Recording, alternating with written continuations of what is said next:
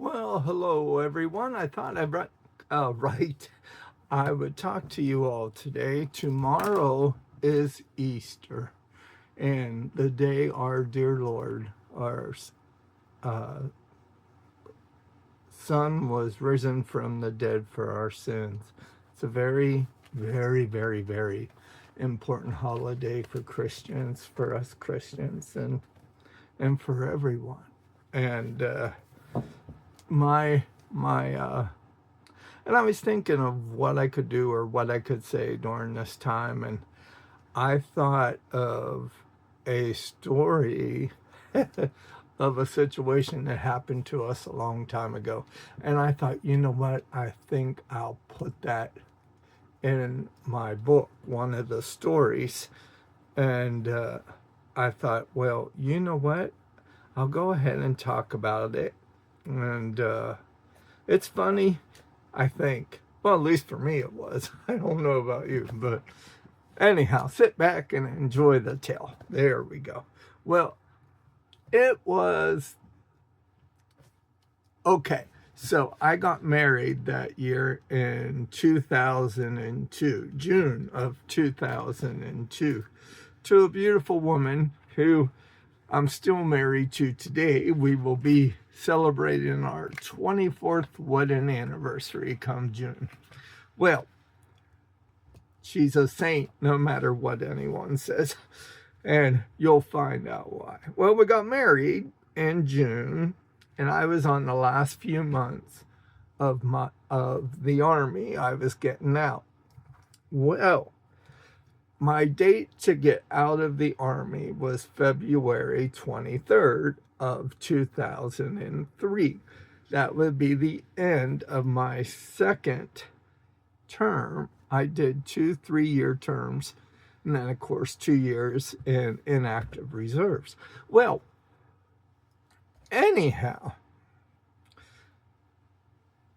January time frame, somewhere around there, I got offered this job. I went down to Arkansas. Yeah, you heard it, Arkansas.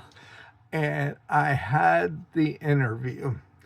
And then I flew back. Well, I got the job.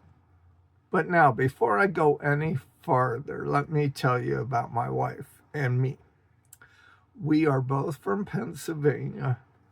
I was stationed in Aberdeen, Maryland at the time. So,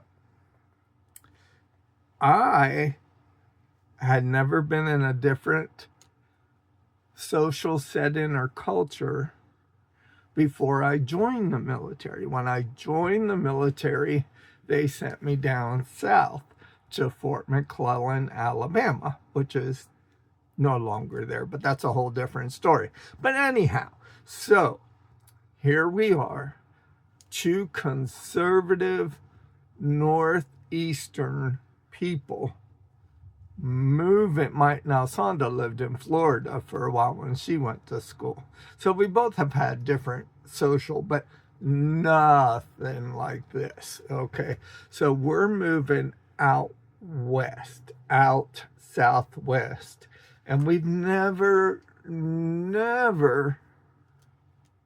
out, done any of that. Well, anyhow, so we started packing up. The first thing is we had to find out if we could get out of the lease, because we had rented an apartment. We figured we were going to stay right there in Aberdeen, but things changed. Well, I was able to get out of the lease, and we went to move. Well, the day we were supposed to get the U-Haul, we had got a snowstorm.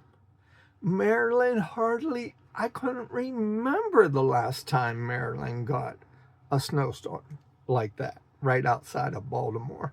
Well, anyhow, so we managed to get the U-Haul into the apartment complex. Our neighbor, who were from Georgia, used their shovel to dig out our car.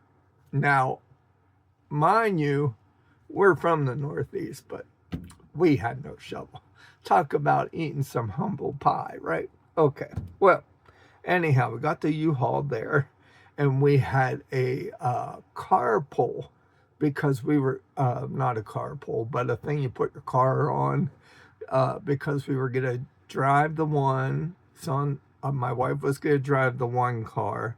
We were going to put the other car on the car tow, and pull it behind on the U-Haul, which I was driving. So we started down and we got into Arkansas, but we got into an ice storm on our way there. But anyhow, that's all another story. The story I want to tell you about is the church we went to.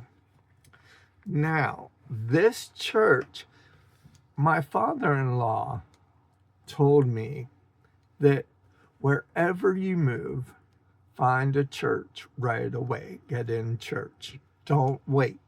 So I thought we took his advice, and that last few months I was in the military, we just went to chapel there on post. Well, okay, so now we're in Arkansas. We rented a house unseen. That's another story we'll talk about later. That's why I gave my wife sainthood. Anyhow, all right, so we're looking at this church. Well, we're getting there, okay? So we get in the house, and, it's been a couple days. We call this number in the telephone book. For some of you, it used to be a book that was delivered once a year. I don't even know if that's done anymore. It was called the Yellow Pages. And it had a whole bunch of numbers of everyone in their house numbers and all that. Well, because people had phones, that hung on the wall and you would dial out.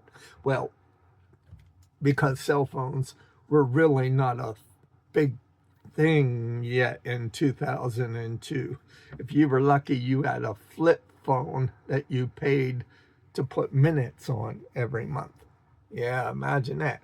Well, so now we call this number for this church, and I can say it now because the church is no longer there, but it was Pine Grove Baptist Church, Pine Grove. Well, we called, and the pastor, he's gone, Pastor Akers, answered the phone. And we told him we were new in the area and we were looking for a church and what about his services. And he told us, he said, Sunday school starts at 9, and hung up on me. I was looking at someone, I'm like, well, he hung up on me.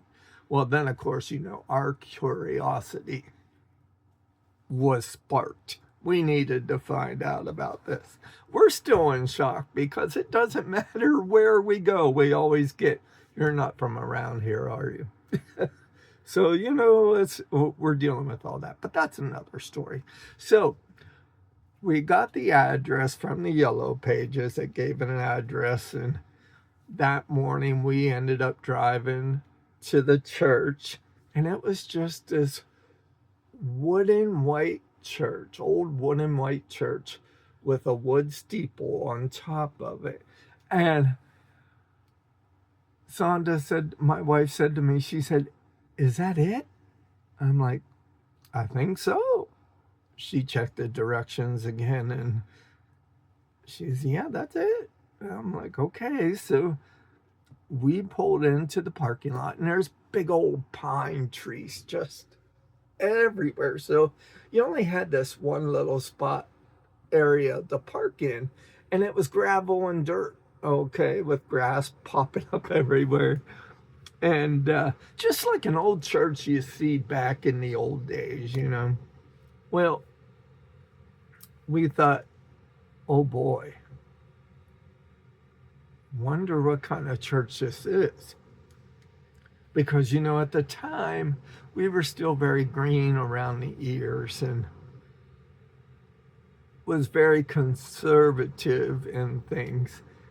And we thought, well, maybe this is not a church for us.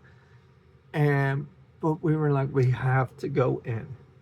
So we went in and we met the pastor and Miss his wife, Miss Claudia, and Pastor. You called me last night. I said yes, and started chuckling. He thought that we were his grandchildren pulling a prank on him.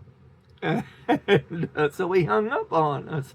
Well, we were sitting there, and he said, do any of you sing?" And my wife said, "Yes, I do." And they go, "Wow!" Like real happy, like.